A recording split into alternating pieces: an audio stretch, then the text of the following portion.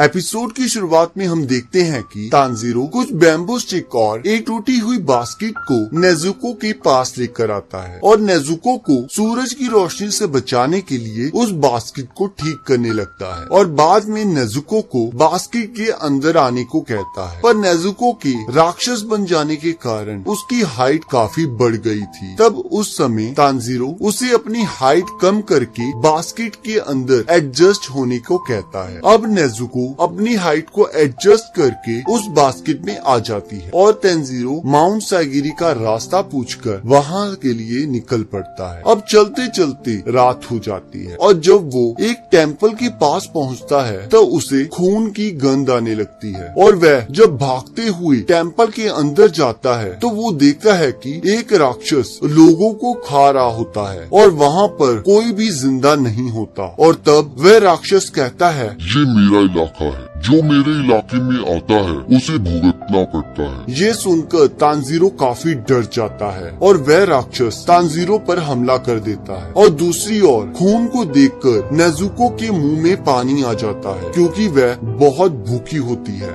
यहाँ तानजीरो उस राक्षस से मुकाबला करने लगता है, पर जब नेजुको को तानजीरो की चीख सुनाई देती है तो वो जल्द से भागते हुए आती है और एक किक मारकर उस राक्षस का सिर धड़ से अलग कर देती है। तब वो राक्षस कहता है कि तुम राक्षस होकर एक इंसान का साथ कैसे दे सकती हो? और वह राक्षस बिना सिर के ही तानजीरो पर हमला कर देता है। पर नेजुको एक और किक मारकर उसे दूर फेंक देती है, जिसे देखकर तानजीरो काफी हैरान हो जाता है और वह सोचने लगता है कि बिना सिर के ये राक्षस हमला कैसे कर पा रहा है और बोल कैसे सकता है। अब हम देखते हैं कि उस राक्षस के सिर के साइड से हाथ उगाते हैं और वह तानजीरो पर हमला कर देता है। दूसरी ओर उस राक्षस का शरीर नेजुको को पटक पटक के मारने लगता है और इधर तानजीरो उस राक्षस के सिर से लड़ रहा होता है और उस राक्षस के सिर पर अपना सिर मारकर उसे अपने आप से दूर करता है और फिर अपनी कुल्हाड़ी के साथ ही उसे एक पेड़ की ओर फेंक देता है, जिससे उस राक्षस का सिर उस पेड़ के साथ फंस जाता है और तानजीरो अपनी बहन को बचाने के लिए चला जाता है। और जब तानजीरो नेजुको को बचाने के लिए उस राक्षस के शरीर को धक्का देता है तो वो उस राक्षस के साथ ही खाई में गिरने लगता है, पर नेजुको सही टाइम पर आकर तानजीरो को बचा लेती है और वह राक्षस का शरीर नीचे गिरकर मर जाता है, जिससे उस राक्षस का सिर भी बेहोश हो जाता है। अब जब तानजीरो राक्षस के सिर को मारने लगता है तो उसके पीछे से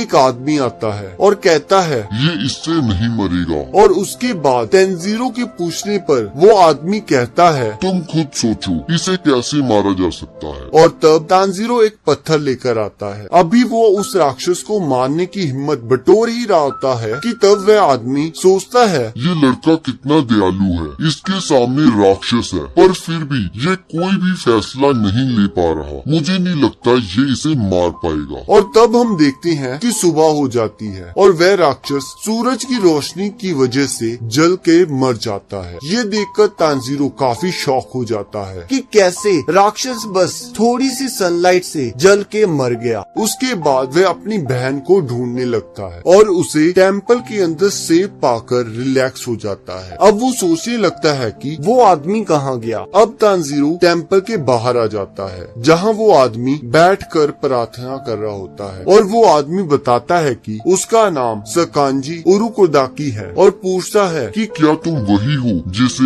गियू टोमियाका ने भेजा है। तब तानजीरो बताता है, हाँ मैं वही हूँ। तब वो आदमी पूछता है कि क्या होगा अगर तुम्हारी बहन किसी इंसान को खा ले। यह सुनकर तानजीरो शॉक हो जाता है। तो वो आदमी तानजीरो के पास आकर उसके एक थप्पड़ मार देता है और कहता है, तुम डिसीजन लेने में बहुत स्लो हो, इसलिए तुम उस राक्षस को सुबह होने से पहले नहीं मार सकी। तुम्हें पता है तो मेरे इतने सिंपल सवाल का जवाब क्यों नहीं दे पाए? तो मैं बताता हूँ, क्योंकि तुम्हारा संकल्प बहुत कमजोर है। तुम दो चीजें कर सकते हो अगर तुम्हारी बहन किसी इंसान को खा लेती है। पहला तो तुम उसे मार दो और खुद भी मर जाओ, और दूसरा कि तुम ऐसा कभी होने ही ना दो। क्या तुम्हें समझ आ गया? तो तानजीरो कहता है हाँ। तो वो आदमी कहता है चलो ठीक है, मैं तुम्हारा टेस्ट लूंगा कि तुम डेमन स्लेयर कॉर्प्स के मेंबर बनने के लिए सही हो या नहीं। चलो अपनी बहन को उठाओ और मेरे साथ चलो। अब दोनों भागते भागते उस आदमी के घर पहुंच जाते हैं और तब वह आदमी तानजीरो को कहता है कि तुम्हारे टेस्ट के लिए हमें पहाड़ पर जाना होगा, और मैं वादा करता हूँ जब तक तुम वापस आओगी तब तक मैं तुम्हारी बहन का ध्यान रखूंगा। उसके बाद दोनों पहाड़ की ओर निकल जाते हैं जहाँ बहुत ज्यादा अंधेरा होता है और सांस लेने में भी मुश्किल हो रही होती है। तब वह आदमी तानजीरो को कहता है कि तुम्हें सुबह होने से पहले मेरे घर के पास पहुंचना होगा, वो भी अकेले। ये कहकर वह आदमी धुंध में कहीं गायब हो जाता है। पहले तो तानजीरो को लगता है कि मैं आसानी से उस आदमी की स्मेल से रास्ता पता कर लूंगा और वो पहाड़ से उतरना शुरू कर देता है, पर तभी वह एक ट्रैप में फंस जाता है। तब उसे समझ आता है कि असली टेस्ट ये है, उसे इन सभी ट्रैप्स को पार करके सुबह तक नीचे पहुंच जाना है। और वो बड़ी मुश्किल से सभी ट्रैप्स को पार करते हुए आखिरकार उस आदमी के घर पहुंच जाता है। इस बीच उसे बहुत चोटें आई होती हैं। ये देखकर वह आदमी कहता है आज से तुम मेरे शिष्य हो। तो इसी के साथ सेकंड एपिसोड खत्म हो जाता है। बाकी अगले एपिसोड को देखने के लिए आपकी स्क्रीन पर एक वीडियो आ रही हो, आप उस पर क्लिक करके अगले एपिसोड को देख सकते हो।